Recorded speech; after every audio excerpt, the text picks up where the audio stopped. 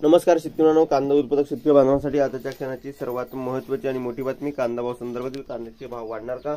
कांद्याचे भाव वाढणार तर कशामुळे वाढणार आणि सध्याची काय परिस्थिती आहे, नाफेडची सध्याची परिस्थिती काय आहे? त्याच मित्रांनो, या ठिकाणी महाराष्ट्र राज्य कांदा उत्पादक शेतकरी संघटना अध्यक्ष भारत दिगुळे यांनी कांदा भाव संदर्भातील काय म्हटलं आहे त्या संबंधीची सविस्तर लाईव्ह अपडेट, महत्त्वाची घडामोड आपण या व्हिडिओच्या माध्यमातून जाणून घेणार आहोत.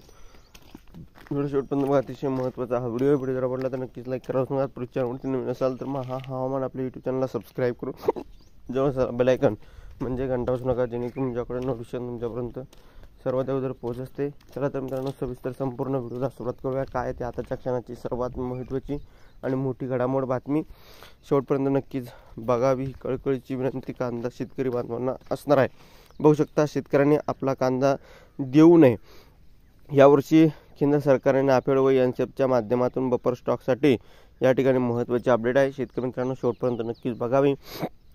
शेतकऱ्यांनी आपला कांदा नाफेड व एनसीएफला कांदा देऊ नये या संदर्भातील भारत दिगुळे अध्यक्ष कांदा संघटना यांनी काय म्हटले बघा.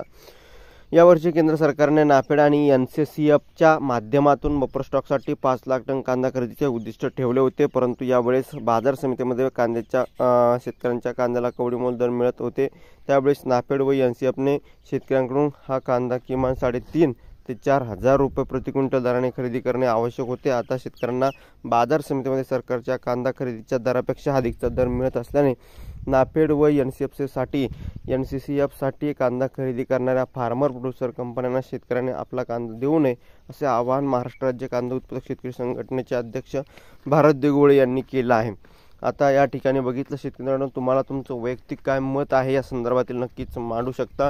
महाराष्ट्रातील तमाम कांदा उत्पादक शेतकरी बांधवांपर्यंत हा व्हिडिओ शेअर करू शकता. व्हॉट्सअप, फेसबुक, सोशल मीडियाच्या माध्यमातून नक्कीच ही लाईव्ह अपडेट पोहोचवा महाराष्ट्रातील कांदा उत्पादक शेतकरी बांधवांपर्यंत, जेणेकरून त्यांनाही ताजी आणि महत्त्वाची अपडेट आहे.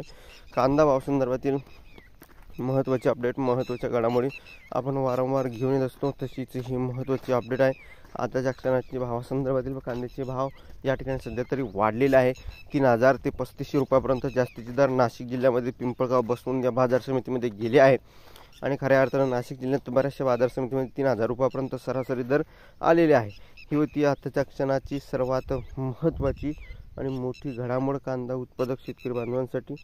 तुम्ही हा व्हिडिओ शेवटपर्यंत बघितल्याबद्दल नक्कीच व्हिडिओला लाईक केला असणार आहे. चॅनलला सबस्क्राईब केलं असणार आहे. ताज्या आणि महत्त्वाच्या घडामोडी आपण वारंवार घेऊन येत असतोच. तशीच ही महत्त्वाची घडामोड असल्याकारणानं तुमच्यापर्यंत पोहोचली.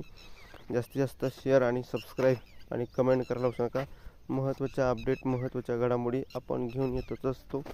तशीच ही महत्त्वाची अपडेट आहे, महत्त्वाची घडामोड आहे जी तुमच्यापर्यंत पोहोचली आहे. नक्कीच शेअर आणि सबस्क्राईब कमेंट करायला विसरू नका. भेटूया असेच एका माहितीपूर्ण कांदा बाजारभावाच्या अपडेट्स. तरुण महाराष्ट्र.